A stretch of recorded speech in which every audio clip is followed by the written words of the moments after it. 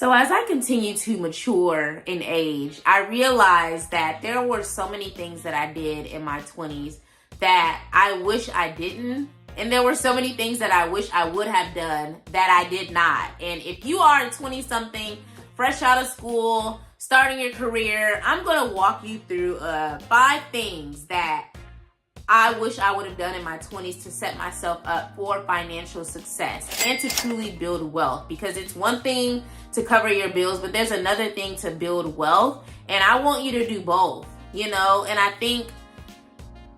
I just want you to do both. So let's just jump into it. So number 1, 5 money moves that I wish I would have made. Number 1 is to take advantage of the 401k match that a lot of companies offer. So if your company offers up to 3% of a 401k match, don't withhold that. I want you to really be thinking about retirement from the very beginning. First job, if they're offering a match up to 3% and you could, they say you can contribute 6% and they'll match up to 3%, please take advantage of that, because ultimately that's free money. And I know that means you're taking less home in your check, but that's going to benefit you because ultimately it lowers your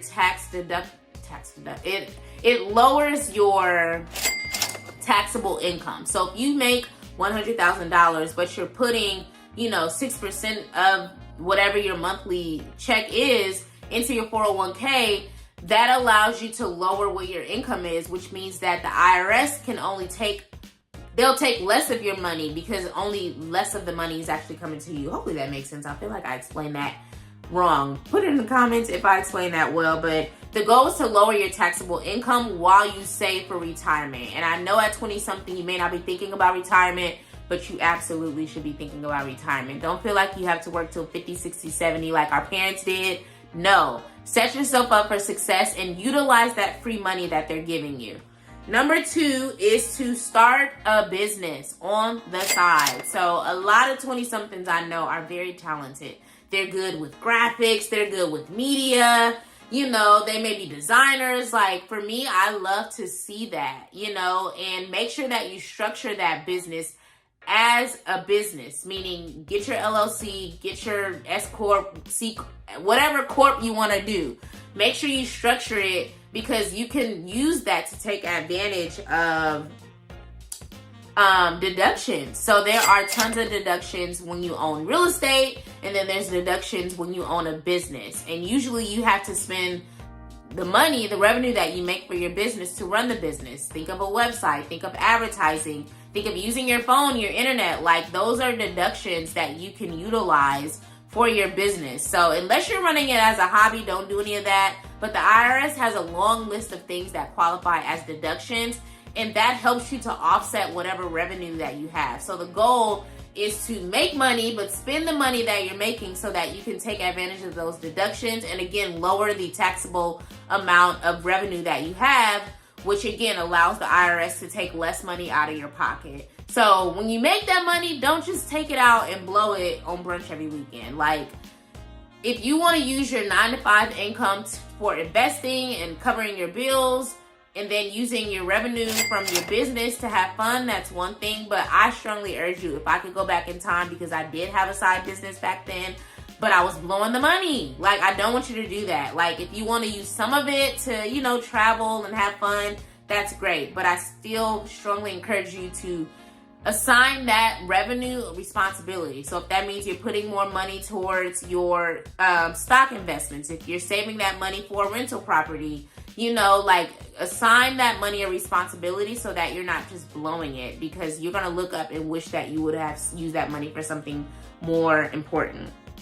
Number 3 is to stay at home, meaning stay at home with your parents, your siblings, your cousins, aunts, uncles. If you're fresh out of school, I wish I would have stayed home longer, because I did. I moved back home to kind of get myself in a good financial situation, but I wish I would have done that with strategy, because I did it twice. And the second time I did do it with strategy, I actually paid off my student loan debt.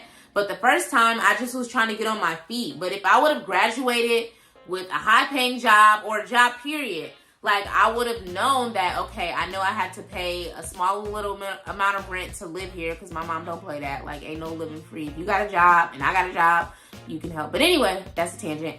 I know that I'd rather pay her $300, $400 a month and use that money for other stuff, i.e. saving, paying off debt, putting my money to good use, saving it, to buy a house, instead of rushing to live on my own. Because granted, I enjoy apartment life, who didn't?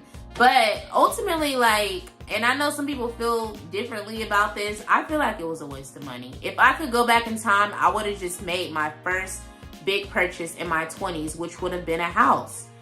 Which leads me to point 4, is to buy a home. So when you're at home living with your mom, your dad, your parents, siblings, number 1, take advantage of that. And 2, use your money wisely. Just because you have extra money to play with, I wouldn't play with it. Have your fun, but buy a home, because these homes are only appreciating in value. These homes are rarely decreasing in price.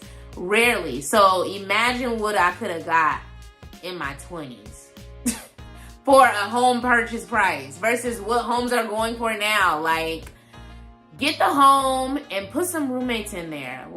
Don't feel like you have to cover the whole mortgage on your own, especially if you're young. You're a little more flexible. For me, granted, I have a roommate. However, I have a roommate for strategy.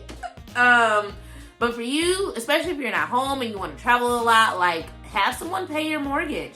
Help you pay it at least. I wish I would have bought my home in my 20s.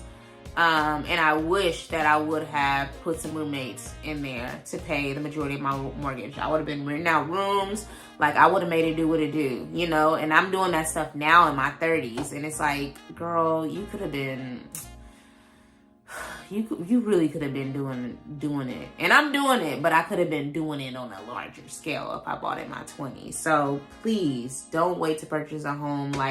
When you feel like you're financially ready, please do it. The earlier the better. But again, make sure you're financially and mentally, emotionally ready for it. And then lastly, if you are living at home, that means you have a lot more money to play with.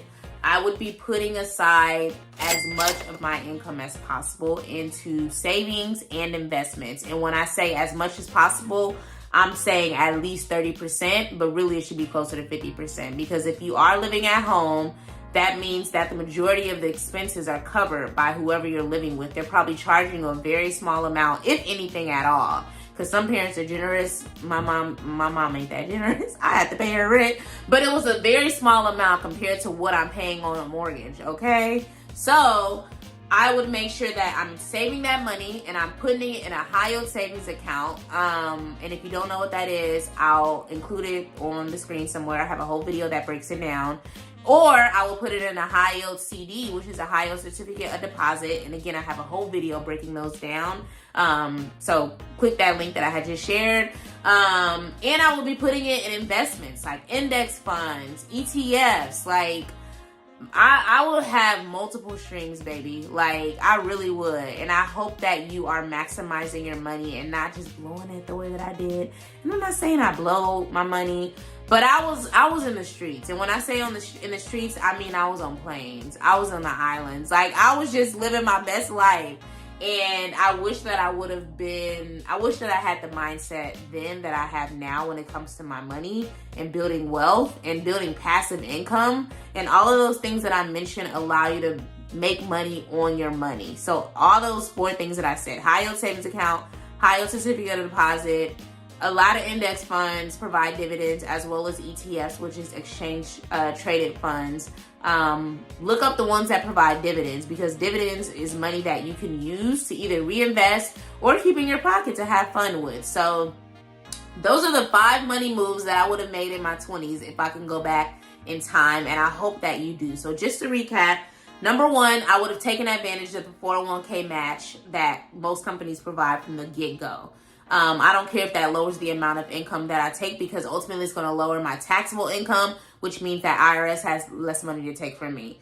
Number 2 is I would have structured my side business or my business like, I would have incorporated it more efficient. Actually, I did incorporate it. But I would have assigned that revenue that I was making a responsibility. You know, I wouldn't have just been blowing it. Like, I would have invested it. I would have used it to save for a house, you know, something productive. 3 is I would have stayed at home as soon as I got a really, really good paying job and stacked my bread so that I could, 4, buy a house, buy a rental property, and rent out the room so that my roommates will be covering my mortgage. And then 5 is I would have been saving at least 30% of my salary. And that's a minimum. Especially if you're living at home, you should be saving closer to 50, 60, honestly. And saving it for something, not just saving it forever in some boring account. Putting it in a high yield savings account, putting it in a high yield CD, putting it in index funds, you know, like saving for a house, like doing something with the money that'll allow you to make money on your money without you having to trade your time for it. So those are my money moves. Please share this with a 20-something that you know, and urge them to set themselves up for success and early retirement from the very beginning. And if they need help with home buying, or if you need help with home buying, check out Ready to Own, which is my 100-page workbook for first-time home buyers, where I dive into a lot of these different tips and resources that have helped me through my home buying process. You know, with home 2, I'm home 1, and now home 2 and home 3, okay? So thank you for watching, and I will see you on the next video. Peace.